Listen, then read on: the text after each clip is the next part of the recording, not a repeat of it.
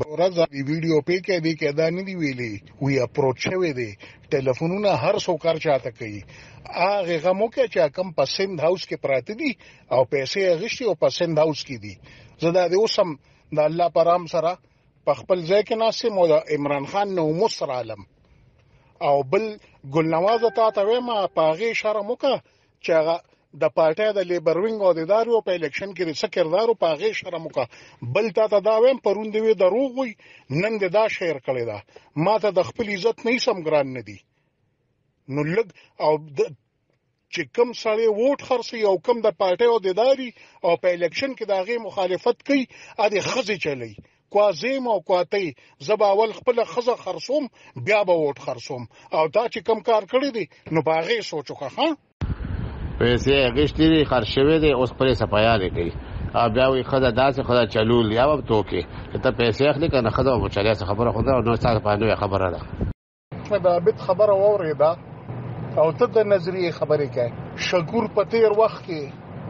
کافرو نن داغه نه مسلمان نشته دا ستاسو نظریه ده لیدلی می دي ډېر خلک د خزه خاون خفغانونه راځي ستام د خزه سره خفغان راغلي ته ما سره خبرې کوي زه شرمېږم چې زه دام ویم چې تا نه خزه پس خفه ده زه په دې شرمېږم چې دا خبره وکم تم خبرې کوي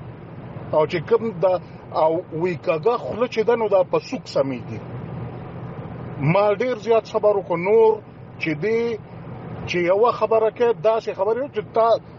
جامع بدیوزي مړه او ټوله 400 دغه خبر ده کینا مشروطه دستا نه پیژنم څه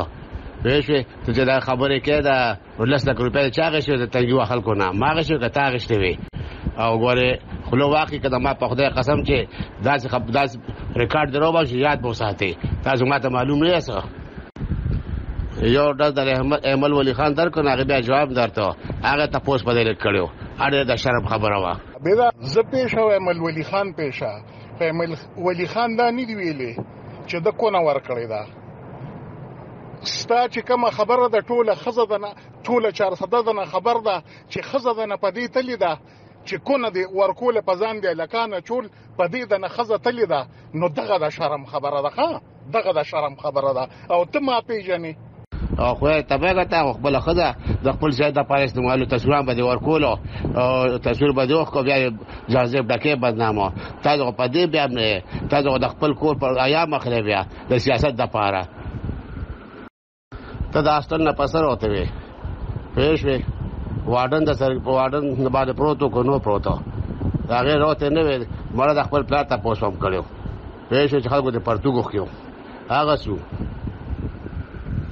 اوسه سدا سے کار دی چې د غلط د سیاسي ټیک ټاک راګیارو د ذاتيات او دغه ته وړي دا دنیا ته پته لګي دا د کور اختلافات وی راشي سمون خوري نخوري دا عمران خان دا سومه د وکړل نه پدې وکړل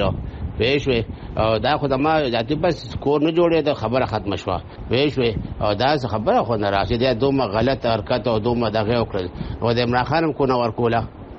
دا چې نور دین کو نه ورکوله پېښوي او دا دنیا ته پدې چې د اصل نه څوک په بدنامه وروتیو واردن سره څوک ګیر شو